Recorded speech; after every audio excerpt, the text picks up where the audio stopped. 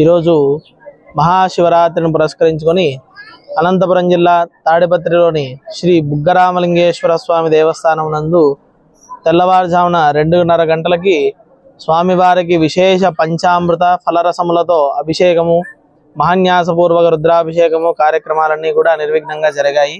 తెల్లవారుజామున 3 గంటల నుంచే భక్తులు స్వామివారిని అధిక సంఖ్యలో పాల్గొని దర్శించుకున్నారు.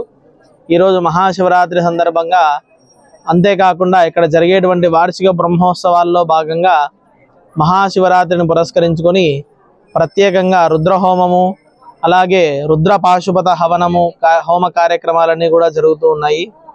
అలాగే ఈరోజు సాయంత్రం ఆకాశ దీపోత్సవము, రాత్రి 12 గంటలకు లింగోద్భవ సమయమున స్వామివారికి విశేష అభిషేక కార్యక్రమం జరుగుతుంది. కావున ఆ యొక్క లింగోద్భవ అభిషేకమును భక్తులందరూ కూడా వచ్చి తిలకించి స్వామివారి అనుగ్రహం పొందగలరు.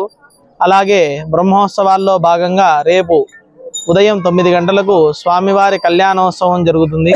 కళ్యాణోత్సవం తదుపరి మధ్యాహ్నం 2 గంటలకు మహారథోత్సవం కూడా అత్యంత వైభవోపేతంగా సాంస్కృతిక కార్యక్రమాల నడుమ జరగబోతుంది.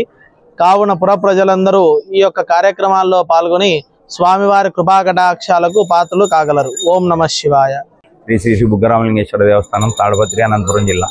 మహాశివరాత్రి మాఘమాసం మహాశివరాత్రి పురస్కరించుకొని బ్రహ్మోత్సవంలో భాగంగా ఈరోజు మహాశివరాత్రి 2:30 గంటలకే వేకువజామునే పంచామృత అభిషేకాలు స్టార్ట్ చేయడం జరిగినది.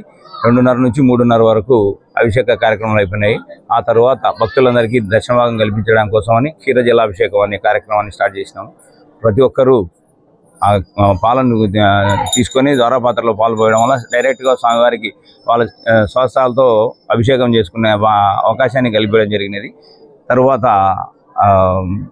కళ్యాణోత్సవం, రేపు కళ్యాణోత్సవం జరుగుతుంది. ఈరోజు సాయంకాలము విశేషంగా సాంస్కృతిక కార్యక్రమాలు ఉన్నాయి. రేపు ఉదయాన్నే 8 గంటలకు కళ్యాణోత్సవం జరుగుతుంది. తదుపరి 12 గంటల నుంచి రథోత్సవం కార్యక్రమం జరుగుతుంది. ఈ రథోత్సవానికి వివిధ రాష్ట్రాల నుంచి విశేషంగా సాంస్కృతిక కార్యక్రమాలు కళాకారులందరినీ పిలుచుకున్నాము.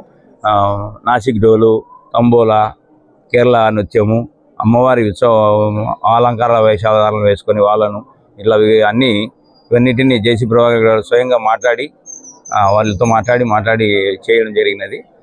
ఈ కార్యక్రమాలందరికీ భక్తులు విశేషంగా సహకరించాల్సిందిగా ప్రార్థన. ఈ భక్తులకు ఎలాంటి అసౌకర్యం కలిగించుకోకుండా అన్ని ఏర్పాట్లు చేయడమైనది. కళ్యాణం రోజు 15,000 మందికి భోజన వసతులు ఏర్పాటు చేయడమైనది. ఈ కార్యక్రమానికి భక్తులందరూ సహకరించాల్సిందిగా ప్రార్థన. ఓం నమః శివాయ.